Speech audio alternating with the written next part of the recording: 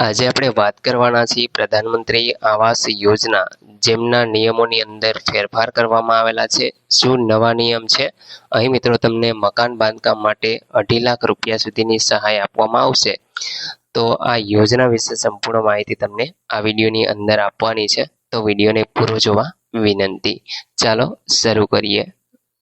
તો મિત્રો, પ્રધાનમંત્રી આવાસ યોજનાની વાત કરીએ તો પીએમ આવાસ યોજના માટે નવા નિયમો છે જાહેર કરવામાં આવેલા છે. તો અરજી કરતા પહેલા તમારે આ જાણવા જરૂરી છે.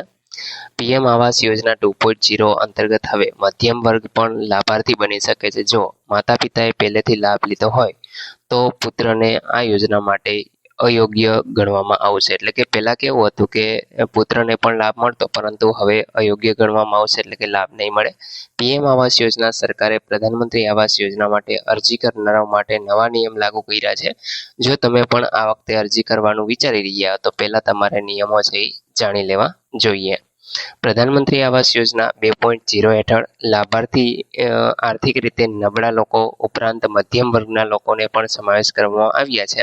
પીએમ આવાસ માટે અરજીઓ છે શરૂ કરવામાં આવી છે. સરકારે આ યોજનામાં કેટલાક નવા ફેરફાર કર્યા છે અને આ ફેરફાર પછી જે લોકોના માતા પિતા આ યોજના હેઠળ પહેલેથી લાભ લીધેલો છે તો તેમના આ યોજનાનો લાભ છે એ મળવા પાત્ર નથી. જો તમે પણ અરજી કરવાનું વિચારી રહ્યા તો પહેલા તમારે જાણી લેવું જરૂરી છે.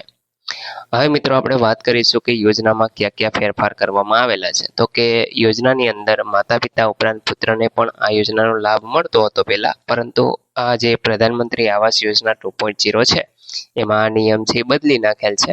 અને હવે જે લોકોના માતા પિતા પહેલેથી જ આ યોજનાનો લાભ લઈ ચૂક્યા છે તેમને આ યોજનામાં સમાવેશ કરવામાં નહીં આવે.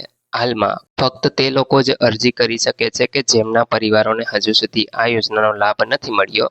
આ પછી પણ જો કોઈ આવી અરજી કરશે તો તેમની સામે કાયદેસરની કાર્યવાહી છે એ કરવામાં આવશે.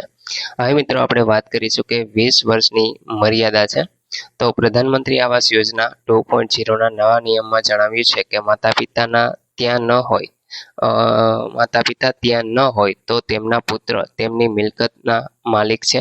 જો કે 20 વર્ષની મર્યાદા છે, જે જણાવે છે કે કોઈને 20 વર્ષમાં યોજનાનો લાભ મળ્યો હોય તો તે યોજનામાંથી બહાર રહેશે.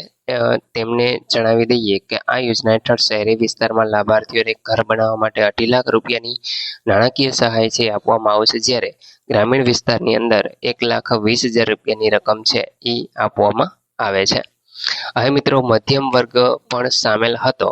તો કેન્દ્ર સરકારે વર્ષ 2015-16ની પ્રધાનમંત્રી આવાસ યોજના શરૂ કરી હતી ત્યારે પ્રથમ ઈડબ્લ્યુએસ જેમની વાર્ષિક આવક 3 લાખ હોવી જોઈએ, નીચલા આવક જૂથ જેમાં વાર્ષિક આવક 3 થી 6 લાખ વચ્ચે, પરંતુ હવે મધ્યમ વર્ગ જૂથને પણ તેમાં સમાવેશ કરવામાં આવેલો છે અને તેમની આવક છે એ 6 થી 9 લાખ રૂપિયાની વચ્ચે હોય એવું કહેવામાં આવેલું છે, અથવા તો એનાથી ઓછી હોય તો એ લોકો છે એ પ્રધાનમંત્રી આવાસ યોજનાનો લાભ છે એ મેળવી શકે છે. અરજીઓ ઓનલાઈન થશે. તો આ વખતે પીએમ આવાસ યોજના માટે અરજીઓ છે એ કરવામાં આવી રહી છે. જેમના માટે સરકારે આવાસ પ્લસ એપ લોન્ચ કરી છે, જેમાં તમે આધાર નંબર દાખલ કરીને નોંધણી કરી શકો છો.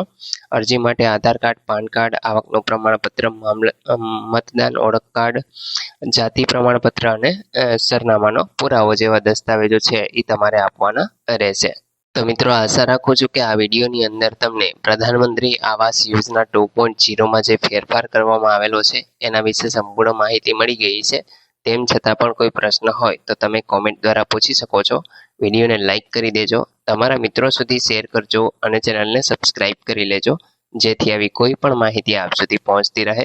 વિડીયો જોવા બદલ આપનો ખૂબ ખૂબ આભાર. મળીએ એક નવા વિડીયો સાથે. ત્યાં સુધી જય હિન્દ.